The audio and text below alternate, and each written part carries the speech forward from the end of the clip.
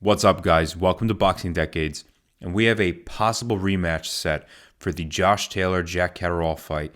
This is rumored to be happening March 4th of this year at the OVO Hydro Arena in Glasgow. This fight is happening at super lightweight, but it's for the Ring Junior Welterweight and the WBO World Junior Welterweight belts. Now, there was a lot of controversy in the first fight that happened in February of last year. Josh Taylor ended up winning by split decision, and a lot of people think that Jack Catterall actually deserved that win and he was robbed of the fight. So in honor of the announcement of the rematch being set for March 4th, I'm going to go over the first fight between these two. I'm going to give my opinion. I'm going to actually score the fight. And I'm going to show you guys how I did it and what my decision was. And then I'm going to go over what this rematch is going to look like. Let's get into it. Round one, Catterall was a bruiser. He landed some good straight left hands. He was jabbing his way in. Josh Taylor seemed to take things slow in this round, not really throwing many punches. Round goes to Catterall. Round two, a little more action in this round, but Catterall still landing more punches and controlling the pace.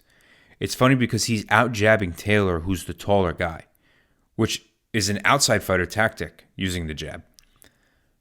But every time Josh throws punches, we can see Catterall dive into Josh Taylor's body and remain on the inside, making Josh Taylor's shots useless. Catterall then fires shots on the inside and moves out. So far, it seems like he's using a mix of outside and inside fighting techniques. This round goes to Catterall. Round three. A minute into this round, we can see Taylor's defense just kicked in. He was landing some good shots and dodging most of Catterall's attacks with slick head movement. Josh has definitely set the pace for this round.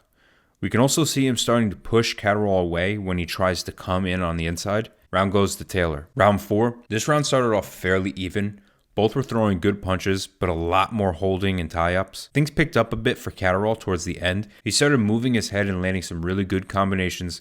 Slight edge to Catterall in this round. Round five. Taylor came out swinging. Again, a lot of tie-ups and holding. Catterall lands back-to-back beautiful combinations, and Taylor seems to be frustrated. It is affecting his performance, and he is not able to measure the distance on Catterall effectively enough. Keeps overshooting his shots, and Jack rushes in. This round goes to Catterall. Round six. This round was still being led by Catterall. They both came out swinging, but Jack was connecting his punches more and cutting off Josh Taylor's range. This round goes to Catterall. Round seven. This was a lot of the same of the sixth. Basically the same stuff. Catterall was being a little bit more aggressive than Josh Taylor.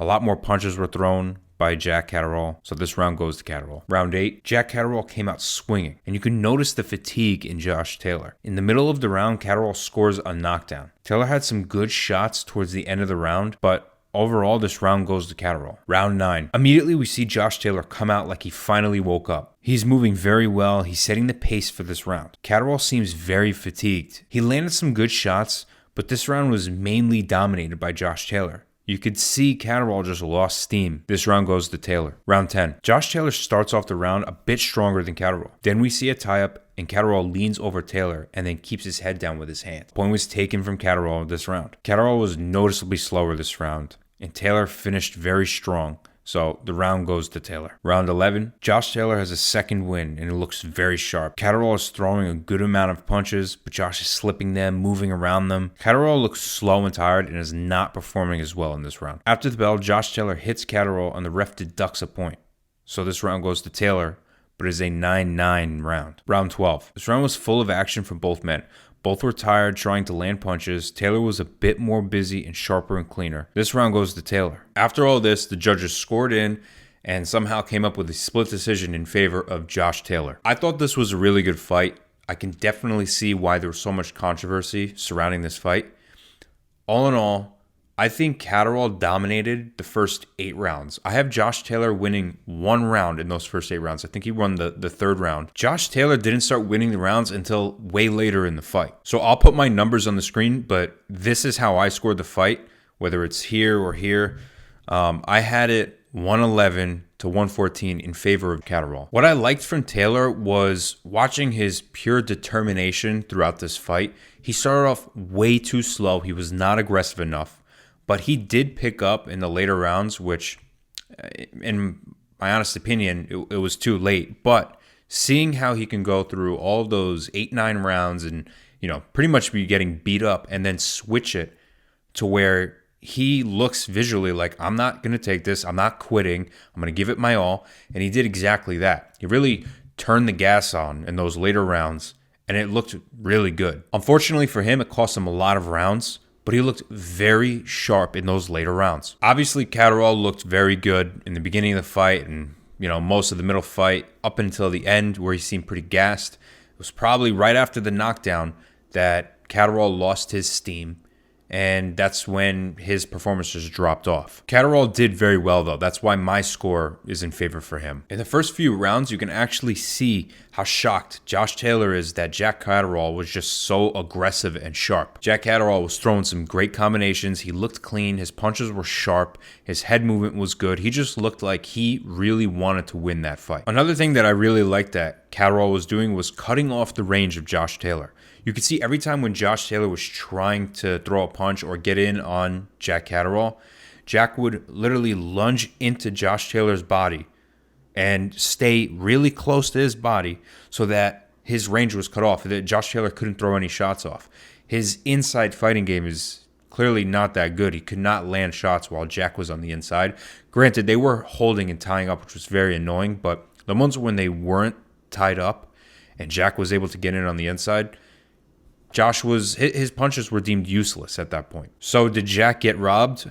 I think he did. I mean, according to my score, Jack Catterall scored way better than Josh Taylor did.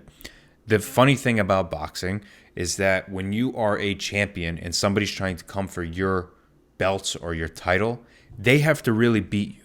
In the eyes of the judges, this isn't some written rule in boxing, but I've seen a few fights that happen like this. Actually, a lot of fights that happen this way, where you have the defending champ who does not do as good as the challenger, and the challenger ends up losing because they didn't really beat the champion. You have to really a knockout or something. I think that's what these judges are looking for half the time, which is why these robberies happen. In this case, though, Jack Catterall really did dominate this fight, so I would consider this a robbery. Jack Catterall definitely should have won this fight. That being said, what can we expect from the next fight? This is definitely going to be a heated fight.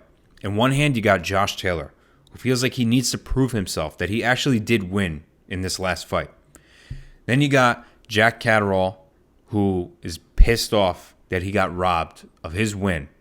So both men are going into this fight very passionate about wanting to win this match. We can definitely expect Josh Taylor to come out way more aggressive. He lost rounds, at least in my eyes and a lot of other people's eyes. He lost those rounds in the beginning because he was too docile. He cannot let Catterall dominate those first few rounds, regardless if he picks it up in the later rounds. Those are the rounds that he lost. He needs to be more aggressive. He needs to show Jack Catterall all that sharpness that he had in the later rounds and get that going in the beginning. The other thing that Josh needs to do coming into this fight is figure out how to stop Jack from cutting off his range. Maybe Josh Taylor adapts and he starts throwing punches on the inside. That way, when Jack Catterall rushes in and he rushes into Josh Taylor's body, he can throw those short punches right from the inside and actually gain some points, maybe effectively stop Catterall from doing that. The other thing he can do to stop this is actually utilize his jab. If you look at this fight, Jack Catterall out-jabs Josh Taylor the entire fight. And that's very odd because Josh Taylor is about 2-3 inches taller than Jack Catterall and has a longer reach. That shouldn't be happening. I'm going to expect that Josh Taylor has been training on this and is going to use this in the next fight. He's the taller guy. He should be keeping Jack Catterall at bay. When he tries to rush in, throw jabs, move out of the way. He cannot let Jack come in the way he was doing. Now, on the other side, I believe that we can see Catterall coming into this fight probably with a little bit better stamina. If I was part of Jack Catterall's team, I would put heavy focus on getting his stamina way up, getting into those later rounds, training way past the 12th round in sparring, trying to get Jack Catterall to stay sharp and focused in those rounds and not sluggish. Because other than that, Catterall had it all. He moved better than Josh Taylor. He punched better than Josh Taylor. He seemed sharper than Josh Taylor. Right after that 8th round, when he scored the knockdown, his stamina just went downhill, and that's when Josh Taylor started picking up more of those rounds. So predictions for this fight, a little bit challenging because I'm assuming that Josh Taylor training his ass off for this fight, and he's going to fight similar to how he did from rounds 9 to 12. And same for Jack. I'm assuming that he's going to be coming into this fight trained very well, fighting like he did from rounds 1 to 8. So the best of the fight that they gave, that's how I'm assuming they're coming into this fight.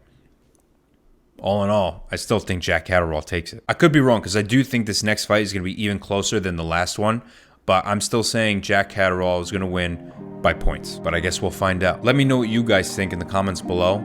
I love hearing everybody's strong opinions about whatever boxing match I'm talking about. But who do you think is going to win this fight? Josh Taylor, Jack Catterall? Let me know. If you enjoyed this video, please tap the like button and subscribe to the channel as I'm making boxing videos every week. And as always, thank you for watching.